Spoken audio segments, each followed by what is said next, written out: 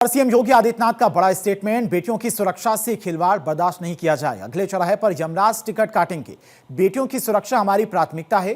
त्योहारों में खलल डाला तो जेल के दर्शन होंगे। जो जिस भाषा में समझेगा उसी भाषा में समझाएंगे। हर दलित वंचित के साथ सरकार खड़ी है। तो मुख्यमंत्री योगी आदित्यनाथ की तरफ से ये सख्त चेतावनी दी गई है छेड़खानी करने वाले माफियाओं को और बदमाशों को। 17 के पहले इस प्रदेश में परिवार से ऊपर सोची नहीं थी, केवल अपने परिवार के बारे में सोचता था। और सिर्फ ही परिवार के अलावा दूसरों के पास कोई सोच ही नहीं था। घूम फिर करके सब वही चाचा भतीजा और महाभारत के सभी रिश्ते उसमें आते थे। और एक ही परिवार के सारे लोग उसमें लाभ लेते थे, लूट लेते थे, डकैती डाल देते थे।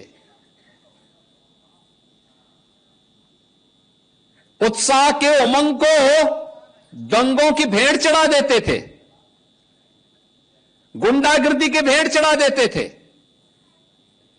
अव्यवस्था फैलाते थे। किसी भी गरीब को योजना का लाभ नहीं मिल पाता था। नौजवानों की नौकरी में डकैती पड़ती थी। विकास के कार्यों के पैसे में छीना झपटी होती थी। गरीब को इसका लाभ नहीं मिल पाता था। परिणाम क्या होता था? प्रदेश पर्व और त्योहार भी नहीं मना पाता था। प्रदेश के अंदर गरीब तबाह होता था, नौजवान पलायन करता था। हर जिले में इनके द्वारा पाले गए गुंडे अराजकता फैलाते थे, माफियागिरी फैलाते थे। और उन माफिया के सामने, उन गुंडों के सामने, उन दंगाइयों के सामने इस समाजवादी पार्टी के नेता, इनके मंत्री और इनका मुख्यमंत्री नाक रगड़ करके उनको दंगों करने की छूट देती थी। डबल इंजन की सरकार आई और भारतीय जनता पार्टी की सरकार ने कहा कि नहीं, परिवारवाद से नहीं, पूरे प्रदेश को परिवार मान करके काम करना होगा। आज देख रहे होंगे कोई भेदभाव नहीं, किसी की जाति नहीं पूछी जाती, किसी का मत और मजहब नहीं पूछा जाता। तो प्रधानमंत्री जी का मंत्र था सबका साथ और सबका विकास। योजना का लाभ सबको मिल रहा है, भेदभाव किसी के साथ नहीं, सुरक्षा सबको प्राप्त हो रही है। और सरकार की तो पहले से ही घोषणा है कि अगर बेटी की सुरक्षा के साथ खिलवाड़ किया तो तय मानिए कि अगले चौराहे पर यमराज टिकट काटने के लिए खड़ा होगा,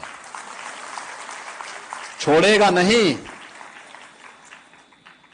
अगर किसी को यमराज से टिकट कटवाना हो तो किसी राह चलती हुई बेटी के साथ छेड़खानी करके दिखा ले।